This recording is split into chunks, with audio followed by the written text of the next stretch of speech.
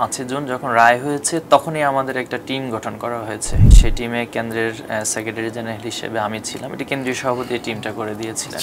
এই 4 জনের টিম তখন থেকে আমরা কাজ শুরু করেছিলাম যে কোটা আন্দোলনটাকে আমরা কিভাবে করে একটা ম্যাসিভ লেভেলে নিয়ে যেতে পারি। বর্তমান যারা সমন্বয়ক তাদের সবার সাথে আমাদের আলাপ আলোচনা হচ্ছিল। আমাদের ঢাকা ইউনিভার্সিটি শাখার সাদিক কায়েম তিনি সভাপতি ছিলেন তৎকালীন। ওনার দায়িত্ব ছিল এই সমন্বয়কদের সাথে আলাপ আলোচনা করা, বসা। দেন ঈদের পরে আস্তে আস্তে করে আন্দোলনটা মাঠে গড়াতে থাকে এবং জুনের শেষের দিকেই হচ্ছে ক্যাম্পাসগুলোতে কর্মসূচি দেওয়া শুরু হয়। বাংলাদেশ ইসলামী ছাত্র শিবির কখন ঠিক মনে করলো যে এই আন্দোলনের সাথে তারা যোগ দিবে, এবং ঠিক যদিও সেখানে আনুষ্ঠানিক ঘোষণার সুযোগ ছিল না, কিন্তু দলগতভাবে আপনারা কখন মনে করলেন যে এই আন্দোলনে আপনারা যুক্ত হবেন?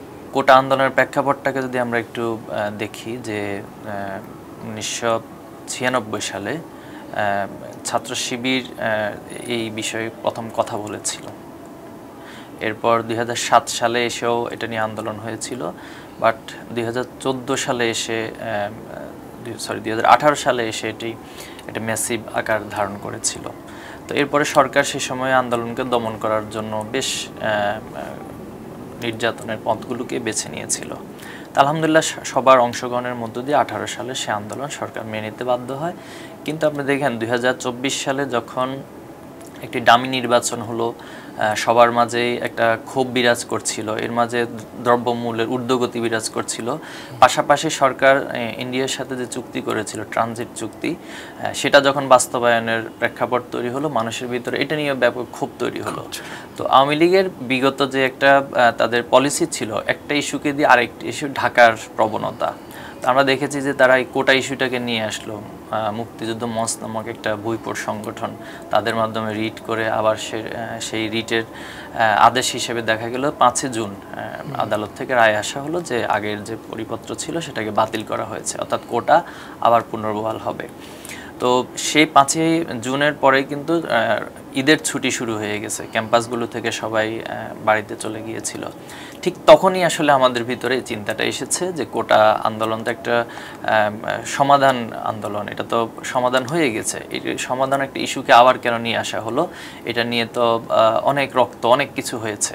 তো আমরা তখনই চিন্তা করেছি এটা নিয়ে আমাদেরকে মুভমেন্ট করা উচিত, এবং যত স্টেকস আছে আমরা সবার সাথে তখন আলাপ আলোচনা শুরু করি। কিন্তু ঈদের আগে আসলে আন্দোলনটা, যেহেতু ক্যাম্পাস বন্ধ, শুরু করা যায়নি, এবং আমাদের প্রস্তুতি ছিল ঈদের পরে যেন আন্দোলনটা শুরু হয়।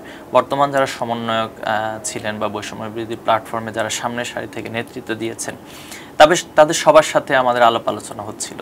আমাদের ঢাকা ইউনিভার্সিটি শাখার সাদিক কায়েম তিনি সভাপতি ছিলেন তৎকালীন। তো ওনার দায়িত্ব ছিল এই সমন্বয়কদের সাথে আলাপ আলোচনা করা, বসা। আমরাও বিভিন্ন ছাত্র সংগঠনের সাথে ঈদের সময়টার মধ্যে বসেছিলাম। দেন ঈদের পরে আস্তে আস্তে করে আন্দোলনটা মাঠে গড়াতে থাকে এবং জুনের শেষের দিকেই হচ্ছে ক্যাম্পাসগুলোতে কর্মসূচি দেওয়া শুরু হয়। বাট 1 জুলাই থেকে হচ্ছে আন্দোলনটা মাঠে আস্তে আস্তে করে আন্দোলনের তীব্রতা বা কঠোরতা সেটা বাড়তে থাকে।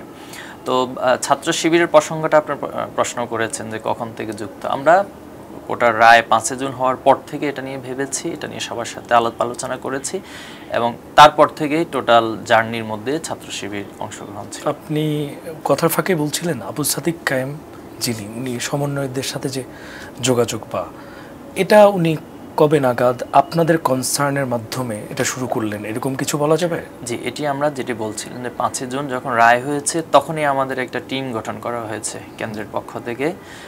সেই টিমে কেন্দ্রের সেক্রেটারি জেনারেল হিসেবে আমি ছিলাম। এটি কেন্দ্রীয় সভাপতি এই টিমটা করে দিয়েছিলেন। সেখানে আমাদের ছাত্র আন্দোলন সম্পাদক ছিলেন আমিরুল ইসলাম, তিনি তখন ছাত্র আন্দোলন সম্পাদক ছিলেন। এবার ঢাকা বিশ্ববিদ্যালয়ের সভাপতি, আমাদের এই 3 জনের একটা টিম করা হয়েছিল, এবং সেখানে আমাদের প্রচার মিডিয়া সম্পাদক ছিল তৎকালীন, তিনি ঢাকা বিশ্ববিদ্যালয়ের তত্ত্বাবধানের দায়িত্বে পালন করছিলেন। এই 4 জনের টিম তখন থেকে আমরা কাজ শুরু করেছিলাম যে কোটা আন্দোলনটাকে আমরা কিভাবে করে একটা ম্যাসিভ লেভেলে নিয়ে যেতে পারি, এটাকে কিভাবে করে আবার পুনর্জীবিত করে যেন সরকার কোনোভাবেই এই কোটা আবার ফিরিয়ে নিতে না পারে, এই বিষয়টা তখন থেকে আমরা শুরু করছিলাম।